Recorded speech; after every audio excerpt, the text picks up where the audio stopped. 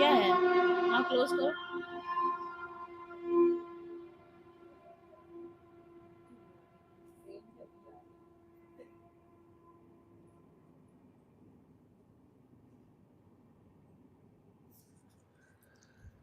अखियों के झरोखों से मैंने देखा जो सांवरे, अखियों के झरोखों से मैंने देखा जो सांवरे, तुम दूर नजर आए, बड़ी दूर नजर आए, बंद करके झरोखों को जरा बैठी जो सोचने, बंद करके झरोखों को जरा बैठी जो सोचने, मन में तुम मुस्काए, मन में तुम ही मुस्काए, अखियों के झरोखों से। जय श्री कृष्णा, राधे राधे। आज की कथा में आप सभी का बहुत बहुत स्वागत करती हूँ। अखियों के झरोखों से मैंने देखा जो सांवरे, बड़ी दूर नजर आए, तुम दूर नजर आए, और बंद करके झरोखों को जरा बैठी जो सोचने, तो मन में तुम मुस्काए, मन में तुम ही मुस्काए।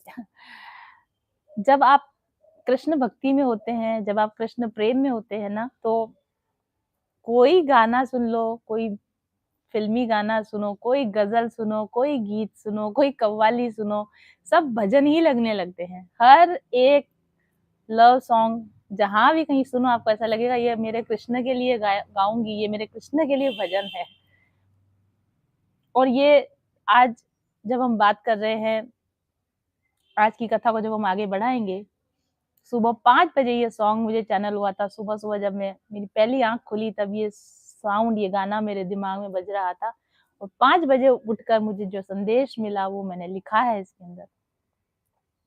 अखियों के झरोखों से जब हम देखते हैं ना, तो हमें लगता है जो हम दुनिया की आंखों से देखते हैं, जब हम बाहरी परिवेश में पाते हैं, तो ऐसा लगता है भगवान बहुत दूर है, बहुत दूर है। लेकिन जब मन की आंखों से देखना शुरू कर देते हैं ना, बंद आंखें करके उनका ध्यान करना शुरू कर देते हैं, उनका चिंतन करना शुरू कर देते हैं, तो फिर कृष्ण कहीं दूर नहीं होते।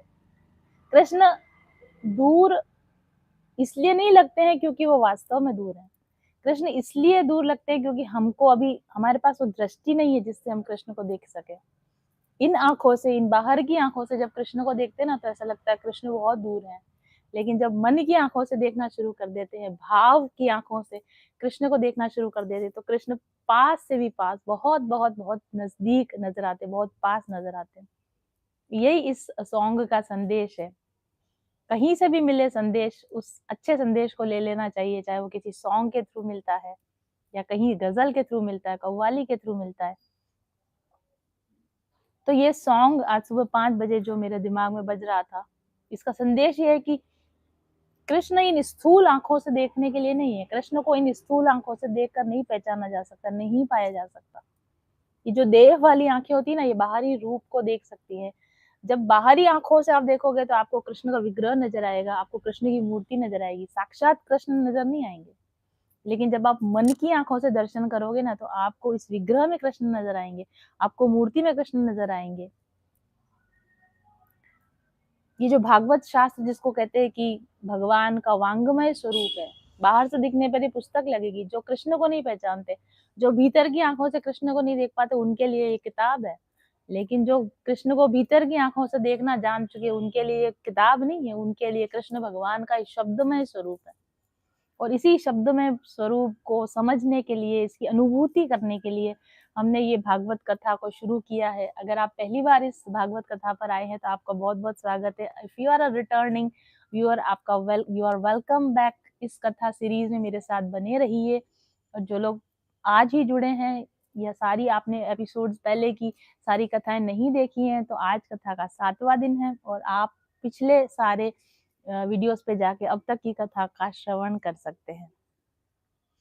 तो ये जो भागवत शास्त्र है, अगर इसकी ठीक तरीके से स्टडी की जाए, इसको ठीक तरीके से समझा जाए, ये किताब आपको कृष्ण की अनुभूति करवा देगी। ये आंखें जिनसे आप ये किताब पढ़ें या ये मुंह से निकले हुए शब्द, जब आप आंखें बंद करके मनन करें, चिंतन करें, तो ये इस किताब में से ही कृष्ण आपके लिए प्रकट हो जाएंगे। इस किताब में से ही कृष्ण निकल कर आएंगे और आपके मन में मुस्काने लग जाएंगे। यही इस गीत का संदेश है। कृष्ण की अनुभूति कब होती है, कृष्ण की अनुभूति कैसे होती है, और मन की आंखों का क्या मतलब है? मन की आंखों का मतलब है जब आंखें बंद करके बैठते हैं, ध्यान में बैठते हैं, जाप में बैठते हैं, संकीर्तन में बैठते हैं, भक्ति में किसी भक्त के साथ बैठते हैं, कथा में बैठते हैं, सत्संग में बैठते हैं, तब हमारे हृदय की गांठ खुलती है और तब भीतर वो झरोखा खुलता है, थर्ड आई पर या दिल के अंदर वो झरोखा खुलता है। उस झरोखे में से कृष्ण झांकते हैं, उस झरोखे में से कृष्ण हमको दर्शन देते हैं। जब हम भगवान का आंख बंद करके उनका रूप का ध्यान करते हैं, उनके नाम का जाप करते हैं, निरंतर उनका नाम दिखाई देने लगता है, तो उनका नाम हमारे हृदय के अंदर उनका साकार रूप प्रकट कर देता है। और ये सिर्फ कहने के लिए नहीं है, आप एक्सपेरिमेंट करके देखिए, क्योंकि मैंने करके देखा है।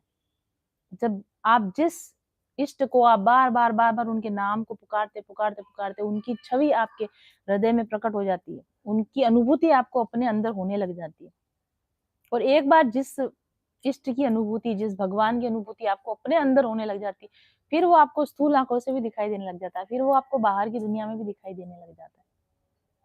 तो कृष्ण को अनुभव करना है तो पहले मन की आंखों से करें। जब मन की आंखों से एक बार भीतर कृष्ण के दर्शन हो जाएं, उसके बाद में वो दर्शन आपको बाहर भी हो सकते हैं, बाहर भी आसानी से हो सकते हैं। लेकिन हमारे हृदय की गांठें नहीं खुलती हैं, या हमको कृष्ण हमारे अंदर क्यों नजर नहीं आते? क्योंकि हमारा अहंकार है। एक तो हमारा अहंकार कि मैं मेरे अंदर सिर्फ मैं हूँ, मेरे अंदर भगवान कहाँ से आए, है ना? ये मैं हूँ जो सब कुछ कर रहा हूँ, ये जो मैं की भावना है ना, ये अंदर भीतर कृष्ण के दर्शन नहीं करने देता। और एक होता है हमारा चंचल मन, क्योंकि मन एकाग्र हो, मन एक जगह टिके, या तो ध्यान पे टिके, या चिंतन पे टिके, नाम पे टिके, रूप पे टिके। जब मन एकाग्र होगा, जब आपका चिंतन, मन, जाप में कहीं भी एक जगह पे आपका मन टिके ना, तो वो टिका हुआ मन कृष्ण के दर्शन कर सकता है, वो टिका हुआ मन भगवान के दर्शन कर सकता है। लेकिन जब आपका मन चंचल है, जब मन आपका भटक रहा है, तो आपको कृष्ण देखने में नहीं आएंगे। फिर आपको मूर्तियां लगेंगी, फिर आपको किताबें लगेगी, वहां आपको भगवान के दर्शन नहीं होंगे।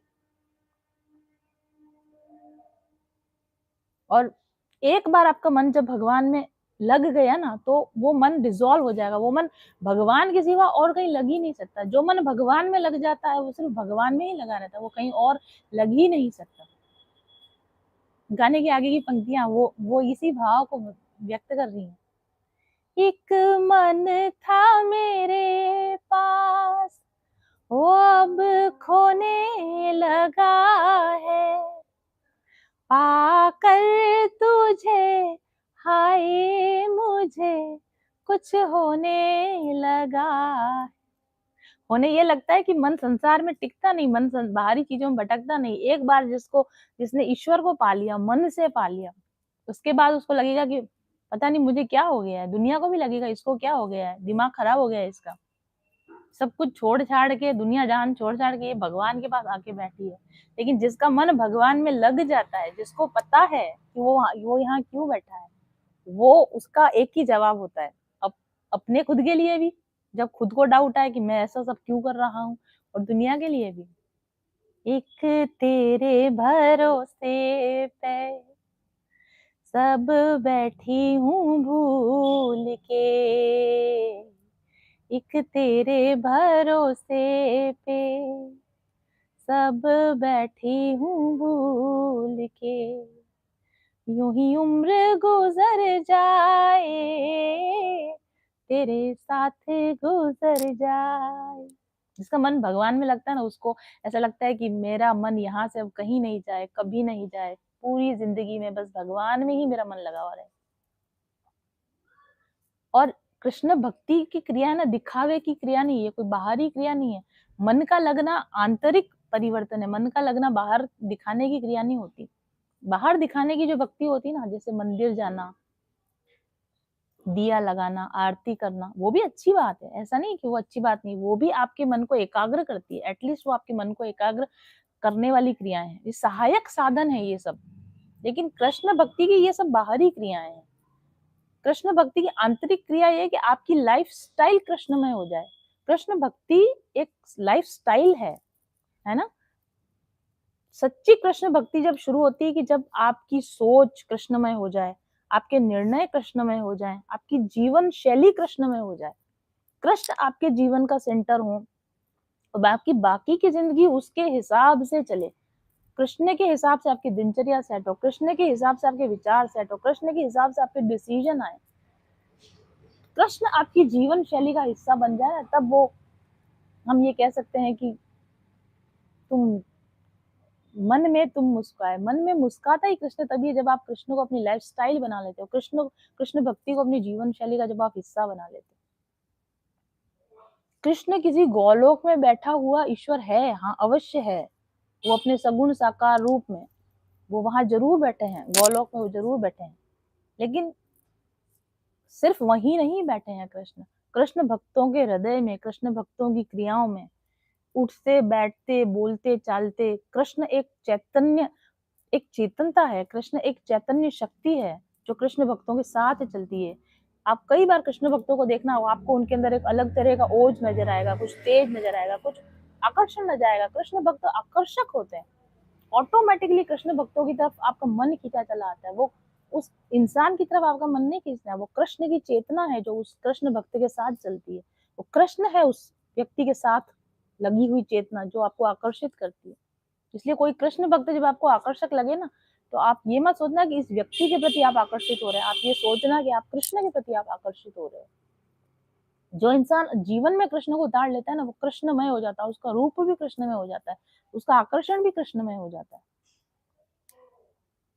और एक कृष्ण भक्त जो जिसको मैंने कहा कि लाइफ़स्टाइल बनाना, कृष्ण को अपनी लाइफ़स्टाइल बनाना, जब इंसान ये मान के जीने लग जाता है कि कृष्ण मेरे भीतर हैं, कृष्ण मेरे आस-पास हैं, कृष्ण की चेतना मेरे साथ चलती है, कृष्ण मुझे हर समय देख रहे हैं, कृष्ण हर वक़्त मेरे साथ में है। तो ऐसा जो व्यक्ति होगा वो कोई भी गलत काम कभी करेगा ही नहीं, गलत रास्ते पर कहीं जाएगा ही नहीं, गलत दिशा में कहीं जा ही नहीं सकता। आप कृष्ण के अपने साथ होते हुए कोई गलत कर्म कैसे कर सकते हो? आपके सारे कर्म कृष्ण को लेकर होने लग जाते हैं। आप सुबह जल्दी उठते हो क्योंकि भगवान को उठाना है। आप जल्दी सुबह उठकर नहाते हो, भगवान को तैयार करना है। आप भोजन भी पकाते हो तो इस भावना से पकाते हो, भगवान के लिए प्रसाद की तैयारी करनी है, भगवान के लिए नैवेद्य की तैयारी करनी है। आप भोजन खाते हो तो भी आपको लगता है ये भगवान का दिया हुआ प्रसाद है जो मेरे अंदर जा रहा है। आप अपने घर की भी व्यवस्था इस तरीके से करते हो, भगवान का घर है, हम भगवान के सेवक हैं, ये कृष्ण का घर है, तो आपके घर में से भी वैसी वाइब्रेशन आएगी। कोई आपके घर पर आएगा तो उसको लगेगा कि आपके घर पे आके अच्छा क्यों लगता है, आपसे मिलकर अच्छा क्यों लगता है? क्योंकि कृष्णमय हो जाता है, वातावरण कृष्णमय हो जाता है। जब मन की आँखों से आप कृष्ण को देखने लग जाते हो, जब आप अपने लाइफ़स्टाइल को कृष्ण कृष्ण भक्तिमय बना लेते हो ना, तो सब कुछ कृष्णमय हो जाता है। लेकिन और फिर जब आप आपकी लाइफ़स्टाइल कृष्ण को सेंटर में रख के होने लग जाती है, तो आप जो भी कर्म कर रहे हो कृष्ण को समर्पित कर रहे हो। आप उठ रहे हो कृष्ण के लिए, तैयार हो रहे हो कृष्ण के लिए। सुंदर तैयार होकर बैठना दुनिया के लिए नहीं, सुंदर तैयार होके बैठना कृष्ण के लिए। हम कृष्ण की सेवा में जाएँगे तो हम अच्छे लगने चाहिए। जैसे किसी बड़े अधिकारी के साथ में उसका अगर पीए होगा, उसके अगर ऑफ़िस स्टाफ होगा ना, उनका भी एक उनका स्टैंडर्ड मेंटेन होता है, उनका एक ड्रेस कोड होता है। उस ड्रेस कोड के बिना, उस एप्रोप्रिएट अटायर के बिना आप ऑफ़िस नहीं जा सकते। आप उस पर्टिकुलर व्यक्ति की आप सेवा में नहीं जा सकते। तो हम कृष्ण की सेवा में तो क्या ऐसे ही उठ के चले जाएँगे? हम कृष्ण के सेवक हैं इसलिए हम खास हैं, हम कृष्ण के सेवक हैं इसलिए हमारा सुंदर दिखना ज़रूरी है। हम कृष्ण के सेवक हैं इसलिए हमको सुंदर तैयार होके रहना ज़रूरी है। क्योंकि हम कृष्ण हमारी शक्ल देखते हैं, कृष्ण हमारा हमको देख रहे हैं। कृष्ण हमको देखे और कृष्ण हमें पसंद ना करे, वो कृष्ण हमें रिजेक्ट कर देंगे तो कृष्ण सुंदर तैयार होके रहते हैं क्योंकि कृष्ण हमसे प्यार करते हैं। और हम कृष्ण के लिए हम सुंदर तैयार होके रहते हैं क्योंकि हम कृष्ण से प्यार करते हैं। This is the lifestyle. और जब आपका सोच ऐसी हो जाती है कि मैं कृष्ण के लिए उठ रही हूँ, मैं कृष्ण के लिए तैयार हो रही हूँ, कृष्ण के लिए भोजन पका रही हूँ, मैं कृष्ण के लिए घर साफ कर रही हूँ, मैं कृष्ण की प्रसन्नता के लिए वस्त्र धारण करती हूँ, मैं कृष्ण की प्रसन्नता के लिए अपने मूड को खुश रखती हूँ, मैं पॉजिटिव थिंकिंग करती हूँ क्योंकि मैं कृष्ण के लिए अपने मूड को अच्छा रखना चाहती हूँ। तो आपका कोई भी कर्म जो होगा कृष्ण में हो जाएगा तो बंधन बनेगा ही नहीं, कर्म का बंधन बनेगा ही नहीं। इसीलिए हम कहते हैं ना कि भक्ति से कर्म का बंधन कटता है, भक्ति से कर्म का बंधन ऐसे कटता है क्योंकि आप कुछ भी कर रहे हो करो, भले ही करो, उसमें कोई नेगेटिव गांठ, उसमें कोई नेगेटिव बंधन बंधने ही नहीं वाला है। एक कृष्ण भक्त ने अगर अपनी दिनचर्या, अपनी लाइफस्टाइल को कृष्ण में बना लिया, तो फिर उसको अलग से भक्ति नहीं करनी पड़ेगी। करता है वो अच्छी बात है। इन सब क्रियाकलापों को करने के अतिरिक्त भी अगर वो नाम जाप करते हैं, आरती करते हैं, ठीक है, तो बहुत अच्छी बात है, करनी ही चाहिए। लेकिन आपका जीवन ही भक्ति का स्वरूप बन जाए, ये कितनी अच्छी बात है। और ये कृष्ण कथा हमको यही सिखाती है कि कृष्ण को जीवन शैली का हिस्सा कैसे बनाए, कृष्ण को लाइफस्टाइल कैसे बनाए। इस कथा के खत्म होते होते मोस्ट पॉसिबली, और मैं चाहती हूँ कि आप सब कृष्णमय हो जाएं, आपकी सबकी लाइफस्टाइल कृष्णमय हो जाए। लेकिन क्या होता है कि जो लोग सत्संग में नहीं आते, जो कथा में नहीं आते, जिनको टाइम नहीं है, जो बिजी हैं, वो बाहरी दुनिया में दौड़ रहे हैं। लाइफस्टाइल लोगों के हिसाब से बनाएंगे, लाइफस्टाइल ट्रेंडिंग लाइफस्टाइल क्या चल रही, ट्रेंडिंग फैशन क्या चल रहा है, वो उसके ऊपर जाएंगे। तो बाहरी दुनिया में जब आप रहेंगे ना, जैसे अभी मैंने आपको लाइन गा के जो सुनाई, अखियों के झरोके से, जब आप अखियों के झरोके से देखोगे दुनिया को, मन के झरोके से नहीं देखोगे, बाहरी दुनिया से जुड़ जाओगे, अंदर की दुनिया से कट जाओगे। मन के झरोकों से जब हम देखते हैं तो हम अंदर की दुनिया से जुड़ते हैं, और अखियों के झरोकों से जब हम देखते हैं तो हम बाहर की दुनिया से जुड़ जाते हैं। और बाहर की दुनिया से जुड़ा हुआ जो इंसान होता है वो भूल जाता है कि उसका जन्म क्यों हुआ है, उसका जन्म कृष्ण भक्ति के लिए हुआ है, उसका जन्म कृष्ण का प्रेम प्राप्त करने के लिए हुआ है। और जब इंसान ये भूल जाता है कि इंसान होना, इंसान बन के पैदा होने का एकमात्र लक्ष्य है कृष्ण प्रेम की प्राप्ति, कृष्ण की भक्ति की प्राप्ति, जब ये इंसान भूल जाता है ना, तो उसका जीवन हो जाता आत्मदेव जैसा, उसका जीवन हो जाता धुंधुली के जैसा, उसका जीवन हो जाता धुंधुकारी के जैसा। कल हम जिस कथा की चर्चा कर रहे थे, आत्मदेव, धुंधुली और गोकर्ण और धुंधुकारी की ये कथा है। जिन्होंने इस कथा को आधा हिस्सा इसका नहीं सुना, वो मैंने कल की कथा में सुनाया था। आगे हम इस कथा को हम आगे लेके चलते हैं। तो जब इंसान बाहरी दुनिया में इतना ज्यादा रम जाता है कि वो अपना इंसान होने का उद्देश्य भूल जाता है, तब उसका जीवन धुंधुकारी के जीवन जैसा अंधकारमय जीवन हो जाता है। जीवन तो अंधकारमय होता है, और मृत्यु कैसी हो जाती है, मृत्यु उसको प्रेत योनि में पहुंचा देती है। जीवन उसको अंधकार में ले जाता है और मृत्यु उसको प्रेत योनि में लेके चली जाती है। तो धुंधुकारी का आपने कल देखा, बुरा हश्र हुआ उसका, और अंत में वो प्रेत गति को प्राप्त हुआ। और बड़े परेशान होने के बाद में उसने अपने भाई गोकर्ण, जो कि धार्मिक इंसान थे, भक्त इंसान थे, उनसे कहा कि मेरा उद्धार करने का कुछ प्रयत्न करो। और गोकर्ण ने सब तरफ पता किया, नहीं समझ में आया। फिर सूर्य भगवान की गति रोककर सूर्य से पूछा कि मेरे भाई प्रेत योनि में है, उसका उद्धार कैसे होगा। तो सूर्यदेव ने उनको कहा कि आप भागवत का सप्ताह श्रवण का अनुष्ठान करें। जबकि गोकर्ण गया श्राद्ध करके आ चुके थे, गया में श्राद्ध करके आ चुके थे। लेकिन प्रेत योनि में अगर कोई इंसान है तो इस तरह के कर्मकांडों से मुक्ति नहीं मिलेगी। जब आपका मन इतना खराब हो चुका है, जब आपने जीवन को इतना खराब कर लिया है, आपका मन, चित्त, बुद्धि, अहंकार सब कुछ बिगड़ चुका है, जीवन की शैली ऐसी हो गई है, कृष्णमय नहीं है आपकी जीवन शैली, तो फिर मन बिगड़ा हुआ ही है, बुद्धि बिगड़ी हुई है, चित्त बिगड़ा हुआ ही है। और ऐसा बिगड़ा हुआ मन जो होता है ना, पूरे अंतःकरण को खराब कर देता है। जब तक अंतःकरण की शुद्धि नहीं होगी, जब तक मन, बुद्धि, चेतना की लेवल पर जाकर शुद्धिकरण नहीं होगा, अंतःकरण से बिल्कुल अंदर से सफाई नहीं होगी, ठीक है, डीप डीप डीप रूटेड जो कारण है प्रेत योनि में जाने का, भटकाव का, आत्मा की अस्थिरता का, बंधन का, उसके लिए पूरे अंतःकरण की शुद्धि नहीं हो जाए, जब तक धुल नहीं जाए अंतःकरण पूरी तरह से, तब तक मुक्ति नहीं हो सकती। और ये भागवत कथा, ये आपके अंतःकरण की शुद्धि करने के लिए होती है। और कृष्ण कहाँ उतर सकते हैं, देखो कोई भी बहुत बड़ा इंसान होगा ना, कि साफ सुथरी जगह में रहेगा ना, उसके रहने लायक जगह होगी वहीं तो जाएगा। तो कृष्ण स्वयं साक्षात पर ब्रह्म परमात्मा, किसी गंदे मैले चित्त के अंदर बैठेंगे क्या? किसी गंदे मन के अंदर बैठेंगे क्या? ऑब्वियसली नहीं बैठेंगे। तो आपको कृष्ण को लाइफ़स्टाइल में उतारना है, कृष्ण भक्त बनना है, कृष्णमय बनना है। तो पहले अपने पूरे अंतःकरण की धुलाई करनी पड़ेगी। जैसे धुल-धुला के घर को साफ करते हैं, दिवाली की सफाई होती है। लक्ष्मी जी आते हैं, लक्ष्मी जी को हमको इनवाइट करना होता है, तो पूरे घर की साफ-सफाई करते हैं, रंग-रोगन किया जाता है। तो कृष्ण को अपने अंदर बिठाना है, हृदय में बिठाना है, तो अंदर की धुलाई करनी पड़ेगी। अंतःकरण की शुद्धिकरण करेंगे, और जब आपका अंतःकरण कथा सुन-सुन के आपका अंतःकरण शुद्ध होता है, नाम जाप करके आपका अंतःकरण शुद्ध होता है। भगवान के दर्शन करके, भगवान का कीर्तन करके, संकीर्तन करके, सत्संग करके, भक्तों का संग करके, संतों का सेवा करके, संतों की बातों को सुन के, ये सब करके धीरे-धीरे क्या होगा, आपका अंतःकरण से मैल निकल जाएगा, और जब अंतःकरण से मैल निकल जाएगा, फिर कृष्ण को बुलाना नहीं पड़ेगा, फिर कृष्ण स्वयं प्रकट हो जाएँगे, क्योंकि वो तो अंदर हैं ही।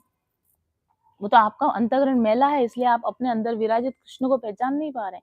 अदरवाइज़ कृष्ण तो अंदर हैं ही, प्रकट हो जाते हैं। आपको पता चल जाता है कि अरे कृष्ण भीतर ही हैं। कब पता चलेगा? जब आपके अंतःकरण की गाँठें खुल जाती हैं। अंतःकरण की गाँठें जो होती है ना, इनको खोलने की कथा है ये धुंधुकारी की कथा। ये धुंधुकारी के जो उद्धार की कथा है, धुंधुकारी के प्रेत योनि से जो उद्धार की कथा है, ये सिर्फ़ धुंधुकारी के प्रेत योनि से उद्धार की कथा नहीं है। ये इसको आप ध्यानपूर्वक सुनेंगे ना, ये हम सबके उद्धार की कथा है। हम सबको कृष्ण मिल सकते हैं, हम सबका जीवन कृष्णमय हो सकता है, और हम सबके अंतःकरण में कृष्ण उतर सकते हैं, अगर इस धुंधुकारी की उद्धार की कथा को हम ध्यान से सुनेंगे। और ऐसा इस भागवत में भी मैं पढ़ूँगी बाद में, वास्तव में ऐसा लिखा हुआ है कि जो कोई इस गोकर्ण और धुंधुकारी के इस वृत्तांत को ध्यानपूर्वक सुनता है, समझकर, चिंतन-मनन करके, अच्छी तरह समझ के सुनता है, केवल इस कथा को सुनने मात्र से मुक्ति हो जाती है। इस कथा को सुनने मात्र से मानव जीवन में दोबारा नहीं आया जा सकता। कितने बड़े-बड़े प्रॉमिसेस इस आप देख रहे हैं, हर एक कथा के साथ इसमें एक प्रॉमिस जुड़ा हुआ है। भगवान का दिया हुआ वादा जुड़ा हुआ है। आप सिर्फ़ इस गोलोक और धुंधुकारी का जो आगे अभी आज कथा में देखेंगे, जो इनका आपस का संवाद चल रहा है, जिस तरीके से इसका उद्धार हुआ है, अगर वो प्रोसेस को हम समझ लें कि उद्धार कैसे होता है, तो हमको मरकर, प्रेत होकर उद्धार में जाने की ज़रूरत नहीं पड़ेगी, जीते जी उद्धार हो जाएगा। धुंधुकारी को इस प्रोसेस से, इस अंतःकरण की शुद्धि के प्रोसेस से के लिए पहले मरना पड़ा, प्रेत बनना पड़ा, फिर भागवत कथा सुननी पड़ी, फिर उसकी मुक्ति हुई। लेकिन अगर हम इस कथा को ध्यान से सुन लेंगे ना, तो जीते जी ही हमारी मुक्ति हो जाएगी, हमें भटकना नहीं पड़ेगा। ऐसा इसके अंदर वादा किया गया। तो ऐसे ये मुक्ति का मार्ग बताने वाली ये धुंधुकारी के उद्धार की कथा है, जिसको हम अब आगे चलाएँगे। ओके, सो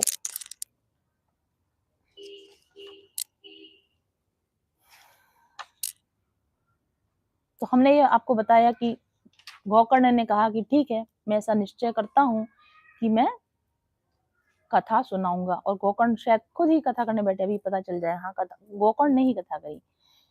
तो जब गोकर्ण कथा करते हैं, तो अपने आस-पास में सब जगह गाँव में, देश में कहलाते हैं कि कथा होने वाली। जब भी कभी कथा हो आपके घर में, कभी भी कथा हो, जो कि होनी ही चाहिए, और ईश्वर करे कि आप सबके घर में आप सब इतने समृद्ध बने, आप सब इतने शक्तिशाली बने, या आप सब अपने-अपने घर में कथा करवा सकें।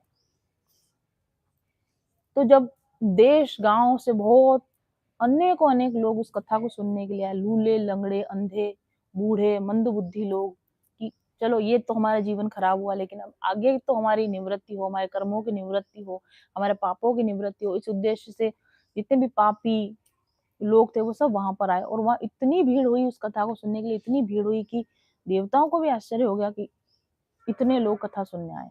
लोग कथा सुनना चाहते हैं, लोग अपना उद्धार करना चाहते हैं। सही गाइडेंस देने वाला होना चाहिए, सही कथा व्यास का मिलना भी ज़रूरी है। आपको कथा के अंदर सिर्फ़ गाना बजाना कर दे, घुमा-फिरा दे, और गोल-गोल घुमा के और इधर-उधर की बातें कर कर 3 घंटे का टाइम पास करके 7 दिन आपको गोल-गोल घुमा के और अपने घर बैठ जाए, और सारा पैसा लेके अब चले जाए, और आपका कुछ नहीं हुआ। क्यों नहीं हुआ? क्योंकि डेप्थ में उतरे ही नहीं, कथा की डेप्थ में कभी उतरे ही नहीं। कथा की डेप्थ में उतरना पड़ता है, कथा को अंदर से समझना पड़ता है, तब मुक्ति होती है। ऐसे ही विमान नहीं आ जाते लेने के लिए। मैं कल अपने हस्बैंड से बात कर रही थी, तो मैं उनको बोल रही थी कि जब मैं कथा पढ़ती हूँ ना, तो विमान आए लेने के लिए विमान आए, तो मैं मेरे हस्बैंड को बोल रही थी, ऐसी कथा करूँगी कि एक दिन मेरी कथा में विमान उतरेंगे और मेरी कथा में लोग विमानों में बैठ-बैठ के ऊपर जाएँगे, मैं ऐसी कथा करूँगी। तो मेरी सच में ऐसी इच्छा है कि ये कथा इतनी गहराई के साथ की जाए और सुनी जाए कि कथा में बैठे-बैठे ही आपका उद्धार हो जाए, कथा में बैठे-बैठे ही आपकी मुक्ति हो जाए। और ये पॉसिबल है, लिखा है तो गलत नहीं लिखा है, ऐसा हो सकता है। तो गोकर्ण जी व्यास की गद्दी पर बैठे और कथा कहने लगे, तब वो प्रेत यानी धुंधुकारी भी वहां पर आ गया, कथा सुनने के लिए आया। लेकिन प्रेत जो होता ना, उसका शरीर तो होता नहीं, हवा का बना हुआ शरीर होता। मैंने क्या कहा था, भटकती हुई चेतना को प्रेत बोलते हैं, यानी कि वो एक जगह स्थिर रह ही नहीं सकती, उसका मन चंचल होता है, वो एक जगह बैठ ही नहीं सकता। तो प्रेत का स्वभाव ऐसा होता है कि वो एक जगह टिक के बैठ ही नहीं सकता, हवा का झोंके के साथ इधर जाएगा उधर जाएगा। और हवा के झोंके के साथ उसके अंदर इतनी अस्थिरता है, इतनी चित्त में चंचलता है कि वो एक जगह 7 दिन बैठकर कथा सुन ही नहीं सकता। और ओरिजिनल जो कथा होती थी वो 24/7 होती थी, चौबीसों घंटे कथा चलती रहती थी, ऐसी कथा होती थी। तो प्रेत टिके कैसे, उस कथा को सुने कैसे? इसके लिए फिर उसने क्या किया कि जो पंडाल बनाया गया था, पहले बाँसों के पंडाल बनाते थे ना, बाँस होते थे, तो वो बाँस था वहाँ पर। तो उस बाँस के अंदर घुस के क्या, तो बाँस के अंदर होगा तो पैक हो जाएगा, बंध जाएगा तो हवा से इधर-उधर नहीं हिल पाएगा, तो कथा सुन पाएगा। तो उसको इतना मन था कथा को सुनने का कि मैं कहीं हिलूँ ना, मैं कहीं जाऊँ ना। तो उसने अपने आप को उस कथा के उस बाँस के अंदर अपने आप को बंद कर लिया और उसके छेद था बाँस के अंदर, छेद में से घुस के और उस बाँस के अंदर घुस के वो कथा सुनने बैठ गया। इतना मन होना चाहिए कि कथा चले तो हम इधर-उधर ना डोलें। कथा में कहते हैं, चलती कथा में जो लोग इधर जा रहे हैं, उधर जा रहे हैं, कहीं पानी पीने जा रहे हैं, यहाँ बैठ रहे हैं, वहाँ बैठ, उनको प्रेत कहा जाता है। कथा के प्रेत कौन होते हैं? जो एक जगह टिक के कथा को नहीं सुनते। कथा चल रही है, वो अपना काम कर रहे हैं, आधी सुन रहे हैं, आधी नहीं सुन रहे हैं। अपने काम भी करते जा रहे हैं, इधर-उधर डोलते भी जा रहे हैं, थोड़ा कथा सुनी, थोड़ी कथा नहीं सुनी, ध्यान कहीं और जा रहा है। ऐसे लोग कथा के प्रेत होते हैं। ठीक है? तो जो धुंधुकारी था वो कहाँ घुस गया? कथा में उस बाँस के अंदर बैठ गया और फिर गोकर्ण जी ने एक वैष्णव ब्राह्मण को मुख्य श्रोता बनाया, जो जैसे हमने भी यजमान बनाया ना, यजमान इज़ लाइक द मुख्य श्रोता। तो आप जब मुख्य श्रोता होते हो तो आपको तो वहाँ बैठना ही है, हमेशा आपको वहाँ बैठना ही है। जो हमारे यजमान हैं, आप लोग 17, 18, 19 लोग हैं, बैठे हैं कि नहीं बैठे हैं? बैठिए, सुनिए इस कथा को, आप हमारे यजमान हैं, मुख्य श्रोता हैं आप कथा के। और गोकर्ण जी ने स्पष्ट स्वर में कथा सुनाना प्रारंभ किया। पहले सूर्योदय से कथा होती थी, सायंकाल तक कथा चलती थी और रात को वापस से क्या संकीर्तन वगैरह चलते थे, ऐसी कथा होती थी। तो सायंकाल में जब कथा को विश्राम दिया गया तो एक बड़ी विचित्र बात देखने को मिली। सभी लोग बैठे हैं, लोगों के सामने की ये घटना है कि जिस बाँस में वो धुंधुकारी बैठा था, उस बाँस की एक गाँठ तड़ करके फट गया, वो बाँस की एक गाँठ फटी। फिर दूसरे दिन दूसरी गाँठ फटी, तीसरे दिन तीसरी गाँठ फटी और ऐसा करके 7 गाँठें थी उस बाँस के अंदर। 7 दिन की जब कथा पूरी हुई, सातों बाँस की वो गाँठें फट गई और उस फटे हुए बाँस में से वो प्रेत निकला और पूरी तरीके से देवताओं जैसा स्वरूप लेकर, मतलब वो प्रेत योनि से मुक्त हो गया। दिव्य स्वरूप धारण करके वो सभी लोगों के सामने वो प्रकट हुआ। उसके पीताम्बर पहन रखा, उसने तुलसी की मालाएँ पहन रखी, कानों में कुंडल पहन रखे हैं। ऐसा सुंदर दिव्य रूप लेकर वो कृष्ण वो जो प्रेत था वो वहां पर निकला कथा में, बांस के अंदर से निकला और उसने आकर अपने भाई को प्रणाम किया, गोकर्ण को प्रणाम किया, थैंक्स दिया उनको कि आपने मुझे प्रेत योनि की यातना से मुक्त कर दिया। और वहां पर ये शब्द धुंधुकारी के हैं जो वो गोकर्ण को कह रहे हैं और वो हम सब को कह रहे हैं कि यह प्रेत पीड़ा का नाश करने वाली श्रीमद् भागवत कथा धन्य है और श्री कृष्ण चंद्र के धाम की प्राप्ति कराने वाला ये सप्ताह पारायण भी धन्य है। इस कथा से क्या प्राप्त होता है? इस कथा से प्रेत बाधा से मुक्ति मिलती है। इस कथा से श्रीमद् भगवान कृष्ण चंद्र के धाम की प्राप्ति होती है। और जब सप्ताह श्रवण का योग लगता है तब हमारे सारे पाप थर्रा उठते हैं, हमारे पाप कांपने लगते हैं। अब भागवत कथा स्टार्ट हो जाएगी तो हमारा अंत हो जाएगा। जितने भी आपके सप्ताह श्रवण में आपने मन लगा के वचन से, मन से आपने जो लगा के कथा सुन ली, तो जितने भी आपके नए पुराने छोटे बड़े जितने भी पाप होते हैं वो सारे पुराने पाप भस्म हो जाते हैं, नष्ट हो जाते हैं। इस कथा में ऐसा लिखा हुआ है कि भारतवर्ष में पैदा होकर जिस व्यक्ति ने श्रीमद् भागवत की कथा नहीं सुनी उसका जन्म व्यर्थ चला गया। ठीक है, तो हमारा तो नहीं जा रहा है क्योंकि हम सुन रहे हैं। यहाँ पर ये जो बात ये जो कह रहे हैं ना कि बांस की गांठें फटी। मैं इसको जरा पढ़ रही थी, मुझे इसमें थोड़ा सा ऐसा लगा कि यहाँ पर कुछ बात गहरी है, बांस की गांठें फटने के बारे में नहीं है, ये हमारे अंतःकरण की गांठें फटने के बारे में, जो मैंने इंट्रोडक्शन में ही कह दिया। एक्चुअली मैंने इंट्रोडक्शन में पहले ही लिख दिया था कि जब अंतःकरण की गांठें खुल जाती हैं तब बंधन खुल जाते हैं, और वही सेम शब्द आगे जाकर कथा में जानने को मिला कि बांस की गांठें फट गई। यहाँ क्या लिखा है, ये कथा ऐसी है जिसके प्रभाव से जड़ और सूखे हुए बांस की गांठें फट सकती हैं। तो उस भागवत कथा का श्रवण करने से चित्त की गांठों का खुलना कौन सी बड़ी बात है। तो चित्त की गांठें खुलती है इस भागवत कथा के श्रवण से। इसमें लिखा है, सप्ताह श्रवण करने से मनुष्य के हृदय की गांठ खुल जाती है और उसके समस्त संशय, डाउट्स छिन्न भिन्न हो जाते हैं और सारे कर्माज क्षीण हो जाते हैं। इस चीज पर मैंने थोड़ा मनन चिंतन किया गांठों के बारे में, क्योंकि ये थोड़ा सा टेक्निकल लगा मुझे यहाँ पर। जो मैंने आपको ये कहा ना, इसमें जो कहा कि 7 दिन में बांस की 7 गांठें फट गई, ये 7 गांठें, इसने ये भी कहा चित्त की गांठ, हृदय की गांठ, ये 7 गांठें कौन सी गांठ है, ये 7 गांठें हमारे शरीर के 7 चक्रों की गांठें हैं। आप लोगों को पता होगा हमारे शरीर में चक्रा सिस्टम होता है ना। हमारे शरीर में मुख्यतः 7 चक्र होते हैं। वैसे तो हमारे शरीर में ज्यादा चक्र होते हैं, लेकिन मुख्यतः हमारे शरीर में 7 चक्र होते हैं, और इन 7 चक्रों के जो ब्लॉकेजेस हैं उनको चक्रों की गांठें कहा गया, उनको गांठें कहा गया है। यहाँ पर जो हृदय की गांठ, हार्ट चक्र ब्लॉकेज के बारे में बात हुई है यहाँ पर। जब तक आपका हार्ट चक्र का ब्लॉकेज नहीं खुलेगा, जब तक आपके हृदय की गांठ नहीं खुलेगी, तब तक आपका मन अंतःकरण शुद्ध हो ही नहीं सकता। और जिन लोगों को, वैसे तो ज्यादातर मेरे को लगता है मेरे दर्शक इतने समझदार हैं, हार्ट चक्रों के बारे में जरूर जानते हैं। जो नहीं जानते हैं, बिल्कुल अगर आप लेमैन है तो शरीर में जो चक्रों की व्यवस्था होती है आपको शायद पता हो, ना हो तो जाकर पता कर लेना। आज का आपका ये होमवर्क है, क्योंकि कथा के बाद क्या करना है, हर दिन हमको चिंतन करना है। तो शरीर के चक्र कौन से होते हैं, शरीर के चक्र क्या करते हैं, और शरीर के चक्र ब्लॉक कैसे हो जाते हैं, वैसे तो मैं यहाँ समझा रही हूँ, फिर भी आप अपने लेवल पर और जाके चिंतन करना। हमारे शरीर के, जैसे अगर ये हमारी मेरुरज्जु है ना, हमारे पीछे जो रीढ़ की हड्डी होती है, पैन दिख रहा है आपको, जैसे ये रीढ़ की हड्डी होती है, तो इस रीढ़ की हड्डी में से तंत्रिकाओं के गुच्छे निकलते हैं, है ना। तंत्रिका तंत्र पूरे और पूरे शरीर में फैले हुए हैं। पीछे हमारे जो नर्वस सिस्टम जा रहा है उसमें से तंत्रिकाओं के धागे धागे धागे धागे गुच्छे निकले हुए हैं। पूरे शरीर में तंत्रिकाओं के धागे फैले हुए हैं, लेकिन ये तंत्रिकाएं 7 जगहों से मेनली निकलती हैं, जैसे कि यहाँ से, यहाँ से, यहाँ से, है ना। तो जिन 7 जगहों से गुच्छे निकल रहे, तंत्रिकाओं के जो गुच्छे निकल रहे हैं, उनको चक्र कहा जाता है, शरीर के चक्र कहा जाता है। और जैसे अगर धागे धागे निकले, क्योंकि तंत्रिकाएं धागों जैसी होती है, लंबी लंबी धागों जैसी होती है, अगर ये गुथ जाए तो क्या पड़ जाएगी, तंत्रिकाओं में गांठ पड़ जाएगी, है ना। यानी कि ये चक्र संतुलित नहीं है। अगर ये तंत्रिकाएं जिस तरीके से इनको अपना वर्क करना चाहिए, क्योंकि इसमें से ऊर्जा का प्रवाह हो रहा है, इसमें से इलेक्ट्रिसिटी का प्रवाह हो रहा है, तंत्रिकाओं में से क्या हो रहा है, इलेक्ट्रिसिटी का प्रवाह हो रहा है, ऊर्जा का प्रवाह हो रहा है। तो अगर ये तंत्रिकाएं, इन तंत्रिकाओं में से, इन चक्रों में से ऊर्जा का प्रवाह ठीक से नहीं हो रहा होगा, तो हम क्या कहेंगे, गांठ पड़ गई। क्योंकि जब किसी चीज में प्रवाह कब रुकता है, जब गांठ पड़ जाती है। नल का पाइप होता है ना, फिर उसमें पीछे कहीं मुड़ जाता है, पीछे की गांठ पड़ जाती है तो पानी आना बंद हो जाता है। तो कहते हैं गांठ खोलो, पाइप में गांठ आ गई है, फिर उसको खोलते फिर पानी का प्रवाह आता है। ऐसे ही ये तंत्रिका तंत्र के जो धागे हैं, इनमें ऊर्जा का प्रवाह बना रहे, लेकिन ये ऊर्जा का प्रवाह जब रुक जाता है, मतलब क्या हुआ, गांठ पड़ गई है, कहीं पर कुछ ब्लॉकेज आ गया है।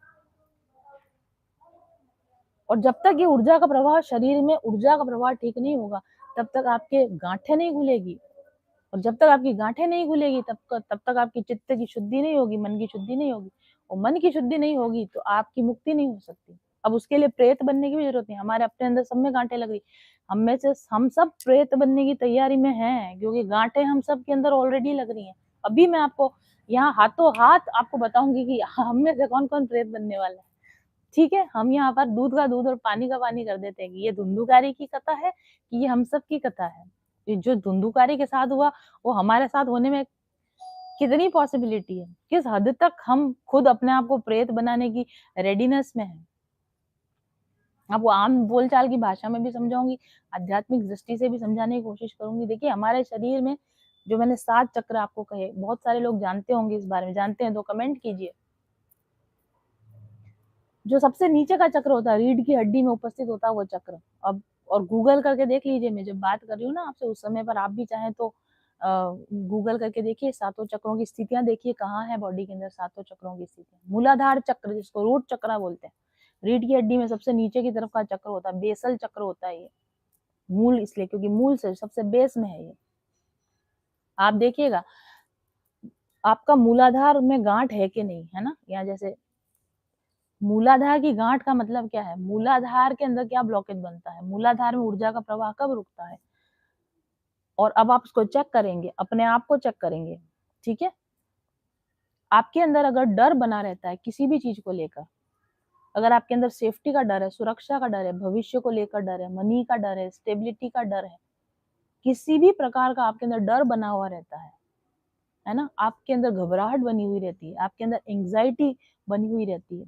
हाय पैसा क्या होगा, पैसा नहीं होगा तो क्या होगा, फ्यूचर कैसे होगा, बच्चे कैसे जमेंगे, शादियां कैसे होंगी, मेरा बुढ़ापा कैसा निकलेगा, कोई बीमारी ना हो जाए, कोई दुर्घटना ना हो जाए।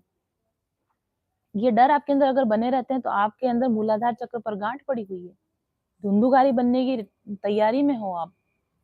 अगर आपके अंदर भरोसा नहीं है, भगवान को लेकर भरोसा नहीं है, जो होगा अच्छा ही हो रहा है, जो होगा अच्छा ही होगा, तो मतलब आपके अंदर गांठ पड़ी हुई, मूलाधार चक्र में गांठ पड़ी हुई है। और जब मूलाधार चक्र में गांठ पड़ी हुई होती है तो तनाव के हार्मोन निकलते हैं शरीर में से, कॉर्टिसोल हार्मोन निकलता है शरीर में से, और फिर आदमी हमेशा फाइट और फ्लाइट के मूड में रहेगा, या तो लड़ने भिड़ने पे आ जाएगा या फिर मैदान छोड़कर भागने की स्थिति में रहेगा। संतुलित होकर उस स्थिति को सामना नहीं करने की हिम्मत होती है, जो सही को सही और गलत को गलत कहने की हिम्मत नहीं होती, या तो लड़ने पर ही आ जाएगा या स्थिति छोड़कर भाग ही जाएगा, पलायनवादी हो जाएगा अगर मूलाधार चक्र पर गांठ पड़ी हुई होगी। भगवान में ऐसे इंसान का श्रद्धा नहीं होगी, विश्वास नहीं होगा, डरा डरा सा वो इंसान रहेगा, घबराया घबराया से डरा डरा सा वो इंसान रहेगा। कमेंट करके बताइए कि क्या आपके अंदर ये गांठ है कि नहीं है, और अगर ये गांठ है तो इसको कैसे खोला जाता है। और क्योंकि भागवत में इसकी बात ऐसे ही नहीं कर रही मैं, क्योंकि मुझे पता है इसलिए नहीं कर रही, भागवत गांठ खोलती है। भागवत कथा सिर्फ हृदय, ये तो इसमें लिखा है चित्त की गांठ खुलती है, हृदय की गांठ खुलती है, but I tell you Bhagavat सभी तरह की गांठें खोल देती है। भागवत के अंदर आगे जाके कथा आएगी प्रहलाद जी की, भक्त प्रहलाद की कथा आएगी, भक्त ध्रुव की कथा आएगी, भक्त गजेंद्र की कथा आएगी, गजेंद्र मोक्ष की कथा आएगी। ये कथाएं जब आप सुनोगे ना तो अंदर से ये मूलाधार की गांठ खुल जाएगी, डर की गांठ खुल जाएगी, चिंता घबराहट की गांठ खुल जाएगी, भगवान में विश्वास दृढ़ होगा। प्रहलाद जी का साथ दे सकते तो हमारा क्यों नहीं दे सकते, ध्रुव जी का फ्यूचर सेव कर सकते तो हमारा क्यों नहीं कर सकते, गजेंद्र को मुक्ति दे सकते हैं, गजेंद्र का मोक्ष करवा सकते तो हमारा क्यों नहीं करवा सकते। हम भी भगवान के हैं, भगवान हमारे हैं, जब वो उनके लिए आ सकते तो हमारे लिए क्यों नहीं आ सकते, उनके लिए सब कुछ फ्यूचर सेव कर सकते तो हमारे लिए फ्यूचर क्यों नहीं सेव करते। ऐसा मन में भाव बनेगा, जैसे ये भाव बनेगा इस कथा को सुन के, एक बार में नहीं बनेगा, 2 बार में, 3 बार में, सुनते जाइए सुनते जाइए। ये कथा रसायन पीने के लिए, पीते जाइए कानों के थ्रू इसको पीते जाइए, तो धीरे धीरे क्या होगा, आपके मूलाधार की गांठ खुल जाएगी। इसी तरह से दूसरा जो आपका चक्र होता है जिसको स्वादिष्टान चक्र बोलते हैं, सेक्रल चक्र बोला जाता है उसको, सोलर प्लेक्स, सेक्सुअल ब्लॉक्स जो होते हैं शरीर के अंदर, जो सेक्सुअलिटी को लेकर जो ब्लॉक्स हैं, है ना, आपके जेंडर को लेकर जो ब्लॉक्स हैं, प्रणय संबंधों को लेकर जो ब्लॉक होते हैं, रिलेशनशिप में ब्लॉकेज आते हैं, प्रेम संबंधों के अंदर जो परेशानी आती है, वो सब इस स्वादिष्टान चक्र के कारण। अपने अपने संबंधों को चेक कर लीजिए, क्या आपके प्रेम संबंधों में कोई प्रॉब्लम चल रही है, क्या आपके शादी वैवाहिक जीवन में कोई प्रॉब्लम चल रही है,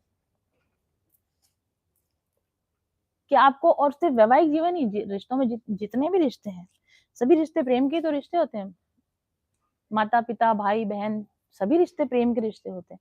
इन प्रेम के रिश्तों में कहीं कड़वाहट है, कहीं कटुता आ गई है, दूर दूर हो गए हैं, एक दूसरे से कनेक्टेड फील नहीं करते हैं, हेल्दी रिलेशंस आपके नहीं रह पाते हैं, तो आपका स्वादिष्टान चक्र में गांठ पड़ी हुई है, स्वादिष्टान चक्र आपका ब्लॉक है।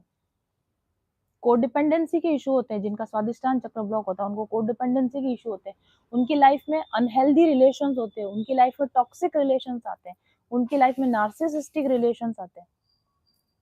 जिनका स्वादिष्टान चक्र ब्लॉक होता है उनको अटैचमेंट वूंड्स हो जाते हैं, वो एंग्शियसली अटैच होते हैं या फिर वो अवॉइडेंट अटैचमेंट की तरफ चले जाते हैं, ठीक है। लेकिन अगर आप भागवत कथा सुनेंगे, भागवत कथा सुनते रहेंगे, तो भागवत के अंदर कितने तरह के प्रेम की कथा है, भागवत कथा ही प्रेम की कथा है। कृष्ण का गोपियों के प्रति प्रेम, गोपियों का कृष्ण के प्रति प्रेम, कृष्ण के सखाओं का कृष्ण के प्रति प्रेम, कृष्ण का सखाओं के प्रति प्रेम, कृष्ण का अपने माता पिता के प्रति प्रेम, कृष्ण के माता पिता का कृष्ण के प्रति प्रेम। ये प्रेम प्रेम प्रेम प्रेम की जब आप ये सुनोगे ना, इसको सुनते सुनते सुनते सुनते आपका स्वादिष्टान चक्र से खल चक्रा की गांठ खुल जाएगी।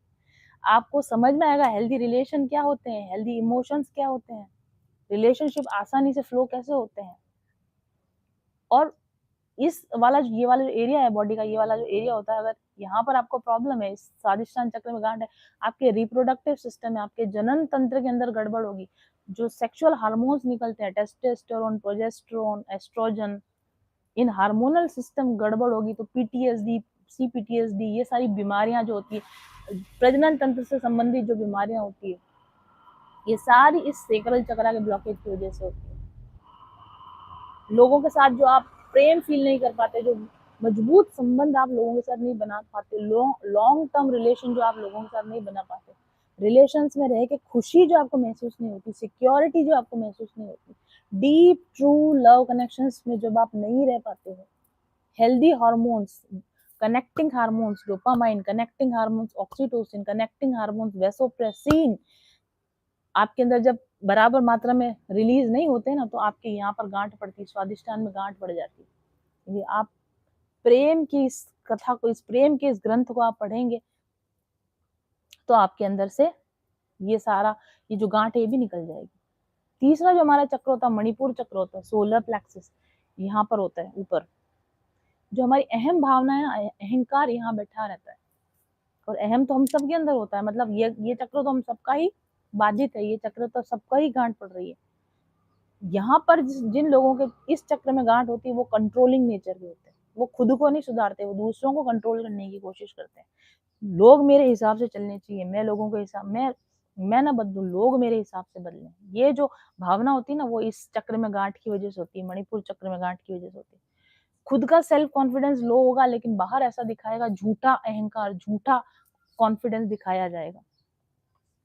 गुस्सा जल्दी आएगा ऐसे लोगों को, और ऐसे लोगों का डाइजेस्टिव सिस्टम, जो पाचन तंत्र होता है ना, पूरी तरह से गड़बड़ रहता है। डाइजेशन की प्रॉब्लम होगी, एसिडिटी की प्रॉब्लम होगी, लिवर में सूजन, पेनक्रियाज में सूजन, डायबिटीज, इंसुलिन का गड़बड़ हो जाना, डाइजेस्टिव हार्मोन्स का गड़बड़ हो जाना,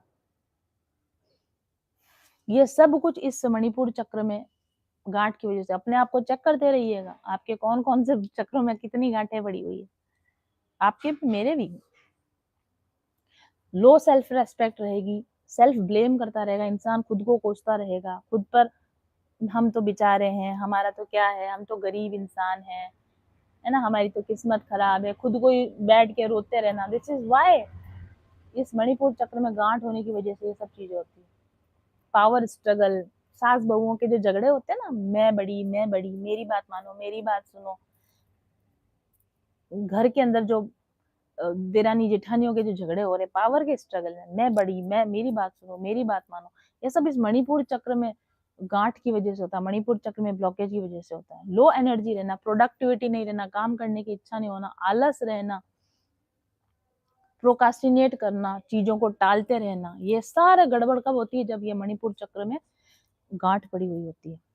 और अगर ये मणिपुर चक्र आपका बैलेंस होगा, आप कॉन्फिडेंट फील करोगे, सेल्फ रेस्पेक्ट आपका हाई होगा, डाइजेस्टिव सिस्टम प्रॉपर काम करेगा, डाइजेस्टिव सिस्टम के हार्मोन्स प्रॉपर काम करेंगे, तो आपको एनर्जी बनी रहेगी, प्रोडक्टिविटी बनी रहेगी, काम करने की इच्छा होगी, समाज में मान सम्मान प्रतिष्ठा बढ़ेगी आपकी, जब अगर आपका मणिपुर चक्र खुला हुआ होगा तो।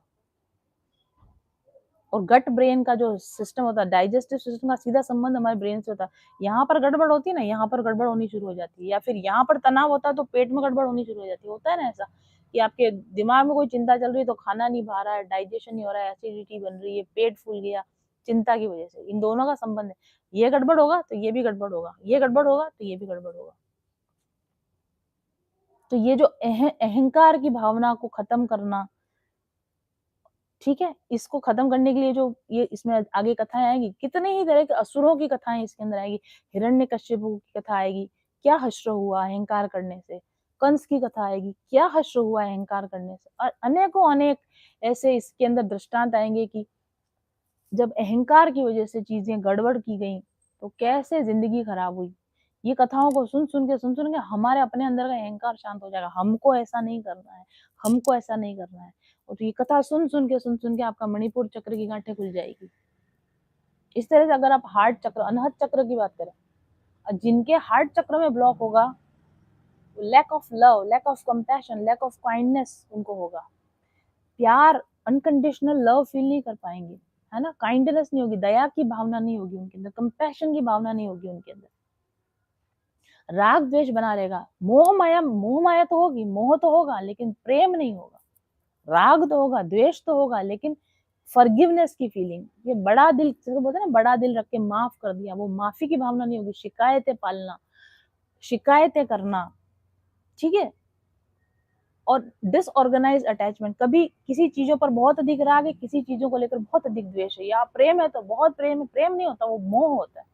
और फिर गुस्सा आया तो एकदम छटनी हो जाए। एक ही इंसान से एक समय में बहुत प्रेम आ रहा है और उसने कुछ ऐसा कर दिया तो सारा प्रेम गया कुएं में।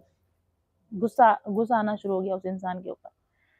कोई इंसान को गलती कर दे, माफी नहीं होती, गांठ बंध जाती हृदय में, माफ नहीं करूंगा, 7 जन्म माफ नहीं करूंगा मैं इसको। धोखा देने की भावना, रिश्तों के अंदर धोखा देना, रिश्तों में झूठ बोलना, ये सब हृदय में पड़ी हुई गांठें हैं। और आप देखो कि धुंधुकारी का लाइफ ऐसी ही रही है, उसके सारी गांठें थी, सिर्फ ये हृदय की गांठ नहीं थी, सारी गांठें थी उसके अंदर। इमोशनली ऐसा इंसान क्लोज होता है, किसी के साथ इमोशनल कनेक्शन नहीं बना पाता है।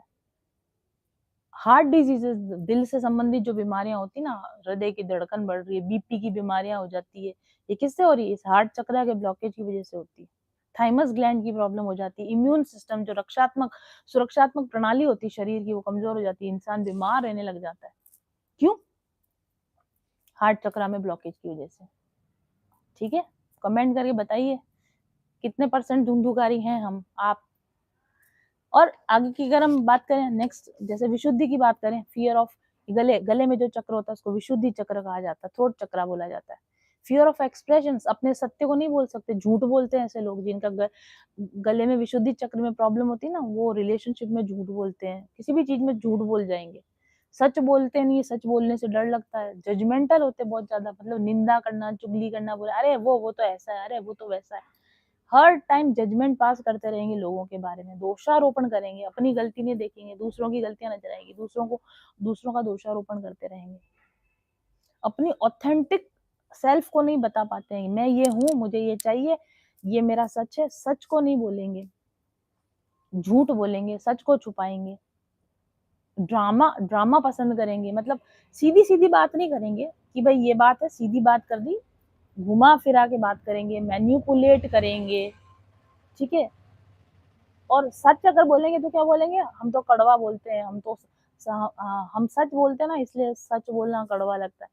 सच बोलना कड़वा नहीं लगता, सत्य कड़वा नहीं होता है। सत्य तो प्रिय सत्य भी बोला जा सकता है, कड़वा सत्य को कड़वा करके भी बोला जा सकता है, उसी सच को प्रिय करके भी बोला जा सकता है। लेकिन जिनके थ्रोट चक्र में ब्लॉक होगा ना, वो सच इतनी बुरी तरीके से बोलेंगे, इतनी कड़वाहट के साथ बोलेंगे कि उस सच को स्वीकार करने की इच्छा नहीं होगी। लेकिन अगर आपका जो थ्रोट चक्र है, और अगर विशुद्धि चक्र आपका ब्लॉक है, तो थायराइड प्रॉब्लम होगी, टॉन्सिल की प्रॉब्लम, आए दिन गले में इन्फेक्शन रहना, वेगस नर्व की प्रॉब्लम, वेगस नर्व डीएक्टिवेट रहेगी। वेगस नर्व डीएक्टिवेट रहेगी तो आपका all time sympathetic nervous system activate है, एंग्जाइटी, घबराए घबराए घूमोगे।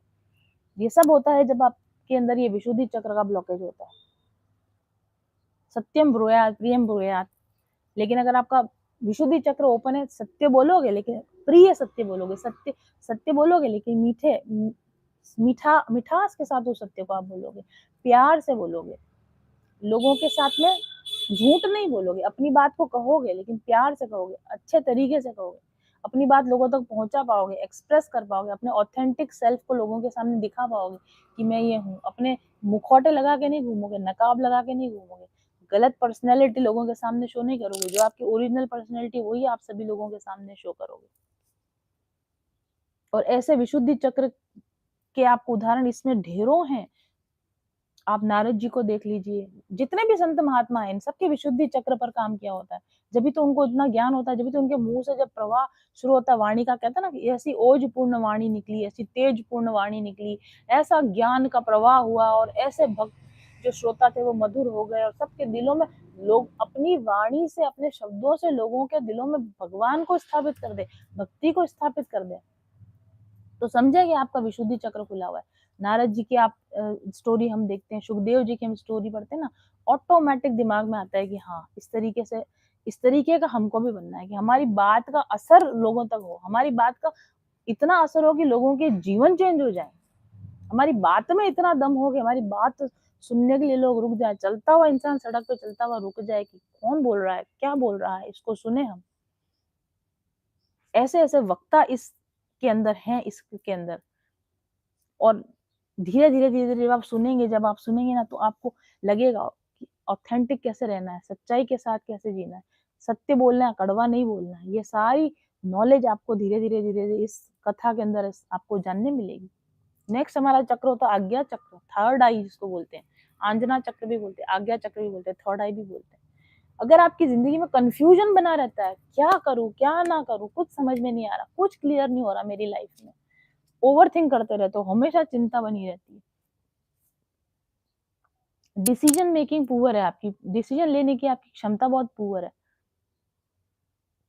विवेक शून्यता है आपके अंदर, सही गलत की पहचान नहीं होती। सही समय पर सही डिसीजन नहीं ले पाते, गलत डिसीजन लेके फिर बाद में पछताते रहते हो। तो आपका आज्ञा चक्र ब्लॉक है, आज्ञा चक्र में गांठ पड़ी हुई है। देख लो धुंधुकारी के सारे लक्षण, सब जगह गलत डिसीजन लेना, गलत बोलना, देख रहे हैं ना आप? आपकी इंट्यूशन जो होगी ना वो धुंधली होगी, आपकी इंट्यूशन पावर कम होगी उस समय पर। और आपकी जो पीनियल ग्लैंड होती है, यहाँ पे थर्ड आई पर जो ग्लैंड होती है, पीनियल ग्लैंड ब्लॉक होती है, तो आपको कुछ कंफ्यूजन रहता है। और इसके अलावा हमारे शरीर में अगर साइंटिफिकली देखें, ये आंजना चक्र बहुत इंपॉर्टेंट होता है। मेलाटोनिन का जो सिक्रीशन होता है इस आंजना चक्र की वजह से होता है। सर्केडियन साइकिल जो होती है, शरीर की जो बायोलॉजिकल क्लॉक होती है ना, शारीरिक घड़ी होती है, हमारे सबके अंदर एक शारीरिक घड़ी है जिसको बायोलॉजिकल क्लॉक कहते हैं, वो डिस्टर्ब हो जाती है अगर ये आंजना चक्र में ब्लॉकेज है तो। मेलाटोनिन का प्रोडक्शन, मेलाटोनिन एक तरह का हार्मोन होता है, इसका प्रोडक्शन गड़बड़ हो जाती है तो अनिद्रा की प्रॉब्लम आ जाएगी, अशांति रहेगी, नींद आने के टाइम नींद नहीं आएगी, ध्यान लगाना चाहोगे ध्यान नहीं लगेगा, कॉन्सेंट्रेट करना चाहोगे, फोकस करना चाहोगे, फोकस नहीं कर पाओगे किसी एक चीज के ऊपर, कारण कि आपके मेलाटोनिन में प्रॉब्लम हो जाती है जब इस आज्ञा चक्र में ब्लॉकेज होता है। और आपके शरीर की बायोलॉजिकल क्लॉक गड़बड़ाई होती है, रात को नींद आनी चाहिए तब नींद नहीं आती, सुबह उठ के काम करना है तब आलस बना हुआ रहता है, समय पर भूख नहीं लगती, समय पर जो भी आपकी बॉडी के साइक्लिक घटनाएं होती हैं, जैसे 24 घंटे में एक बार होती है, या 24 घंटे में महीने में एक बार होने वाली साइकिल, हफ्ते में एक बार होने वाली, सब साइकिलें गड़बड़ा जाती हैं। ठीक है? तो या आपके शरीर का टेम्परेचर जो कंट्रोल होता है, आपके आपके जो इमोशन कंट्रोल हो रहे हैं, आपका जो हार्मोन्स कंट्रोल हो रहे हैं, क्योंकि पीनियल ग्लैंड, पिट्यूटरी ग्लैंड ये सब इस आज्ञा चक्र से कंट्रोल होती है। पिट्यूटरी ग्लैंड जो आपके हार्मोन्स को व्यवस्थित करती है। अगर हार्मोन अगर थर्ड आई पर का ब्लॉकेज है, तो पिट्यूटरी ही अपना काम नहीं करेगी, तो पूरे शरीर का हार्मोनल सिस्टम का सारे हार्मोन्स गड़बड़ा जाएंगे बॉडी के अंदर। ठीक है? तो ये ब्लॉक है कि नहीं, आप अपने अंदर चेक करते रहना, ये गांठ आपके अंदर है कि नहीं, आप चेक करते रहना। और आखिरी जो गांठ होती है, यहाँ सहस्त्रार की गांठ होती है, क्राउन चक्र, disconnection with self and disconnection with God. आदमी अपने आप से प्रेम नहीं करता, आदमी अपने आप से कनेक्टेड फील नहीं करता, मैं कौन हूँ नहीं पता होता। वो बाहरी जो उसकी नाम, ये मेरा नाम है, ये मेरा माता है, ये मेरे पिता है, ये मेरा भाई है, बहन है, ये मेरी नौकरी, ये पहचान तो उसके अंदर रहती है, लेकिन मैं परमात्मा का कौन हूँ, मैं असलियत में कौन हूँ, मैं एक आत्मा हूँ, आत्मा के लेवल पर मैं कौन हूँ, ये पहचान उसको नहीं होती। और परमात्मा की भी पहचान उसको नहीं होती, गॉड के साथ भी डिस्कनेक्ट फील करेगा।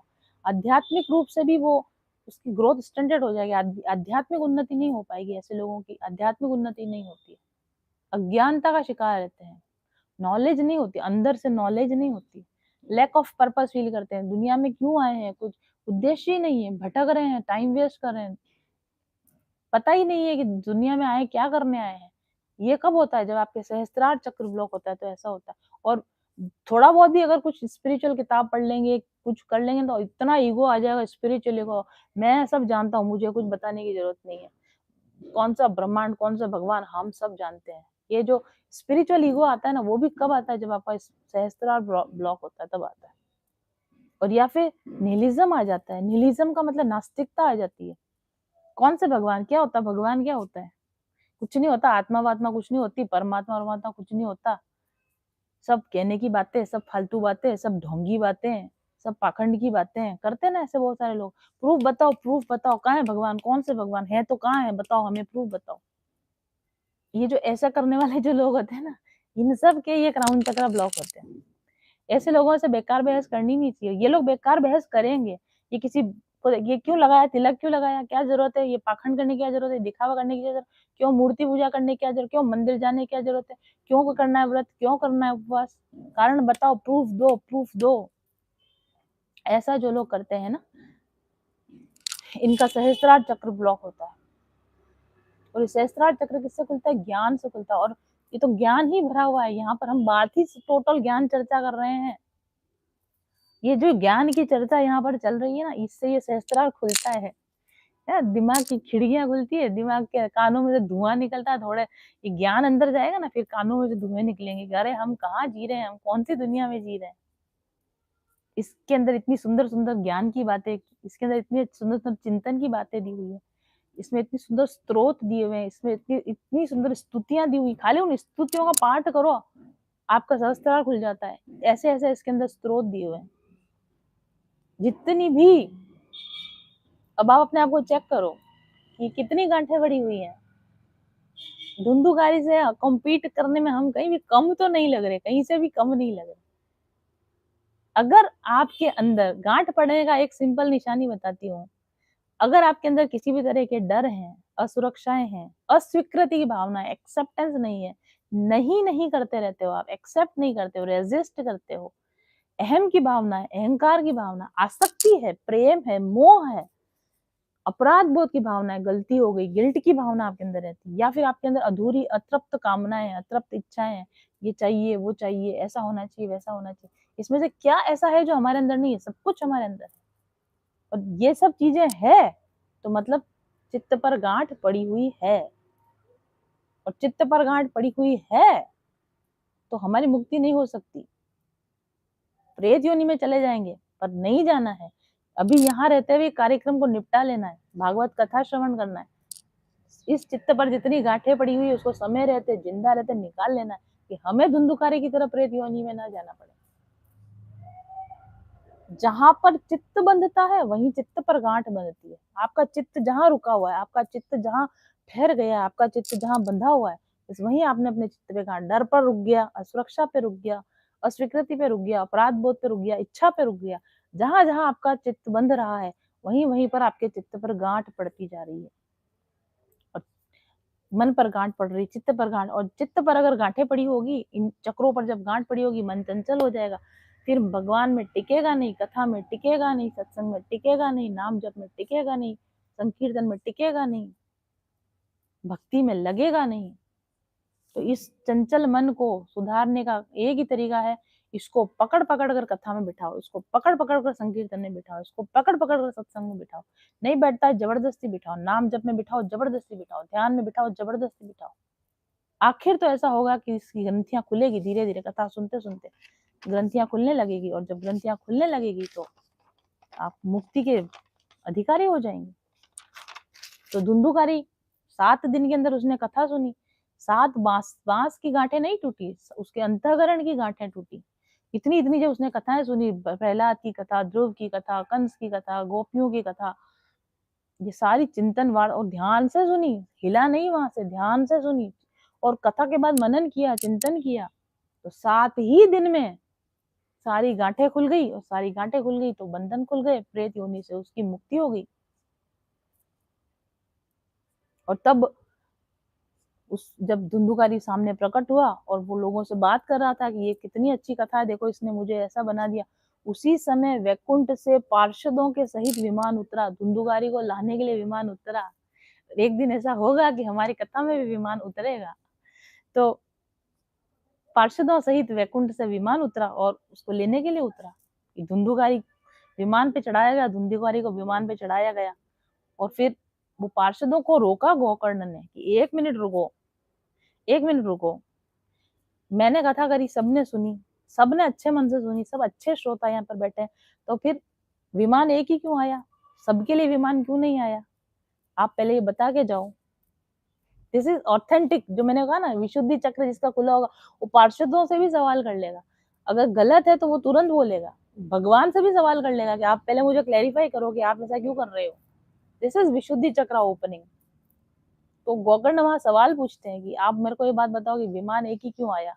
तब पता चला कि भाई ऐसा है कि विमान तो आ सकते थे ज़्यादा, विमानों की कोई कमी नहीं है ऊपर, है ना? यहाँ कोई गो आईबीबो तो है नहीं कि पायलट्स की कमी है, ऐसा कुछ नहीं है। लेकिन क्योंकि कथा सुनने में तो कथा सुनाने वाले ने कोई भेदभाव नहीं किया, सुनाने वाले ने तो सबको एक जैसी कथा सुनाई, लेकिन सुनने वालों ने कितने मन से कथा सुनी और उस सुनने के बाद उस कथा का कितना अच्छे से चिंतन मनन किया और उस कथा को अंदर उतार के अपने अंदर क्या चेंज ला पाया कि नहीं ला पाया। तो जो लोग अपने अंदर चेंज नहीं ला पाए, जो कि कोई भी नहीं ला भाई, ऑब्वियस सी बात है कि सिर्फ धुंधुकारी के लिए ही विमान आया था। तो उन्होंने कहा कि फल भेद क्यों है? कथा श्रवण का फल भेद क्यों है? श्रवण भेद रहा, सुनने में क्या रहा? डिफरेंस रहा। सुना, मनन किया और अंतःकरण को बदला तो विमान आ गया। सुना लेकिन चिंतन किया लेकिन बदलाव नहीं किया तो कोई विमान नहीं आने वाला। लेकिन सुना और चिंतन भी किया और फिर उसके बाद अपने अंतःकरण को भी बदला तो विमान आ सकता है। तो गोकर्ण ने पूछा तो अच्छा, अगर श्रवण भेद ना होता, अगर सही तरीके से श्रवण किया जाए तो क्या हमारे भी विमान आएंगे? तो पार्षदों ने कहा of course, yes, why not, आप भी कर लो, आपके भी विमान आ जाएंगे, तो विमान हमारे लिए भी आ सकते हैं। हम कथा किए जाते हैं, अब बाकी की रेस्ट ऑफ द लाइफ कथा किए जाते हैं, हम कथा किए जाते हैं, आप कथा सुने जाएं। जब तक विमान नहीं आ रहा तब तक कथा सुनते रहना है, जब तक विमान नहीं उतरे अब तो तब तक कथा कहते रहना है और तब तक कथा सुनते रहना है। तो गोकर्ण जी थे, उन्होंने कहा कि अच्छा, तो एक बार फिर से कथा करते हैं। तो एक बार फिर से कथा करी गई, एक बार फिर से 7 दिनों तक निराहार रहकर वो सारा कुछ करके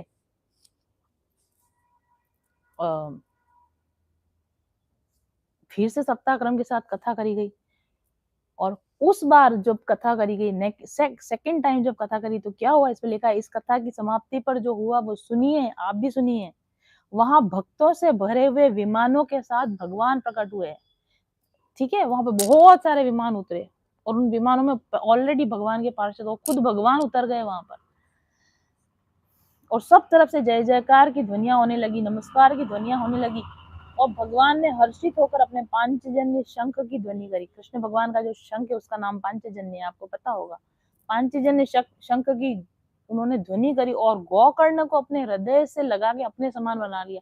भगवान ने गोकर्ण को अपने ही जैसा रूप दे दिया। अभी मैंने कहा कि कृष्ण जिनसे प्रेम करते हैं उनको अपने जैसा रूप दे देते हैं, तो गोकर्ण को अपने हृदय से लगाकर अपने जैसा रूप दे दिया।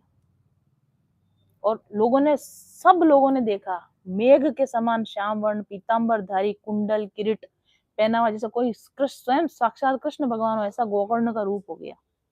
और सिर्फ कथा सुनने वाले नहीं, इसमें लिखा है उस गांव के कुत्ते चांडाल पर्यंत जितने भी जीव थे, उस पूरे गांव के जितने भी जीव थे, कुत्ते समेत चांडालों समेत सब के सब विमानों पर चढ़ा लिए गए और उन सबको वहां उन धामों में भेज दिया गया है जहाँ योगी जन जाते हैं। योगी जन जो बहुत बड़ी बड़ी तपस्या करके जिन धामों पे जाते हैं, वहां पे इन पूरे के पूरा गांव खाली हो गया। गोकर्ण जी ने ऐसी कथा करी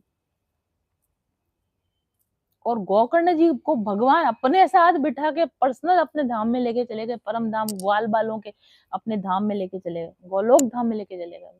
अलग अलग जगह गए सब जने, जो कथा सुनने वाले थे वो तो भगवत ऊंचे हायर डायमेंशन में गए, योगी जन जहाँ जाते हैं उन जगहों पर गए।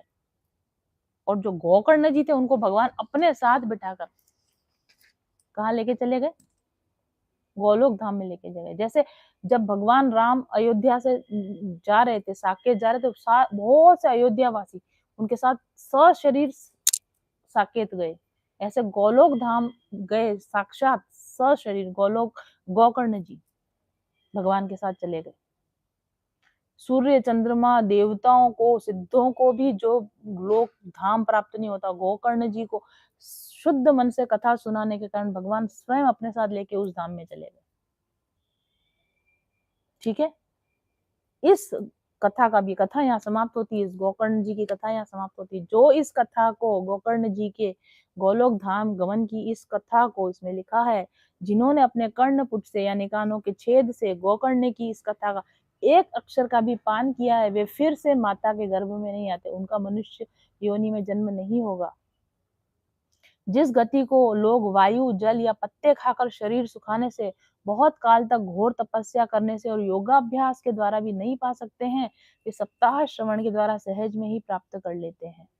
और गोकर्ण की जी की ये जो परम पवित्र इतिहास है, it is a real story. इस परम पवित्र इतिहास का पाठ चित्रकूट पर विराजमान मुनीश्वर शांडिल्य भी ब्रह्मानंद में मग्न होकर करते रहते हैं। भगवान शांडिल्य, इसकी ऋषि मुनि शांडिल्य इसकी कथा करते हैं, क्योंकि इस कथा के श्रवण से गोलोक की प्राप्ति हो जाती है। एक बार के श्रवण से ही यह समस्त पाप राशि को भस्म कर देती है। यदि इसका श्राद्ध के समय पाठ किया जाए, जब आपके घरों में श्राद्ध हो, अब याद रखना इस बात को, अब की बार जब श्राद्ध आए आपके घर में, पितृगणों को आप जब जो भी आप अर्पित करते हैं, उस समय जब आप अर्पित कर रहे हो तो उस समय गोकर्ण जी की इस कथा को उस जगह पर पाठ करें, उसको सुनाएं, तो इससे पितृगणों को तृप्ति होती है और इसका नित्य पाठ करने वाले को मोक्ष की प्राप्ति होती है। तो ये हमारी आज की कथा का सारांश रहा। वेट आज की कथा का हमारा सारांश रहा।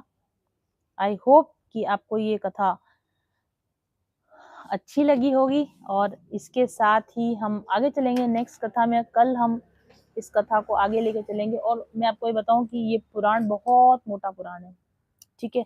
तो अगर हम ये सोचें कि एक ही बार में पूरे पूरे पुराण को हम समझ लेंगे तो पॉसिबल नहीं, एक साल में भी ये कथा खत्म नहीं होगी।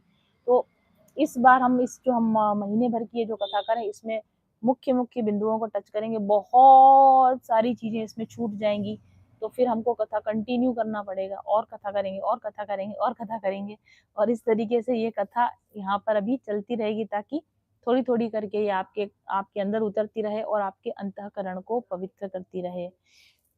So thank you very much for watching, and I'll be back soon with the next episode of this Katha tomorrow. Thank you very much for watching. Hare Krishna.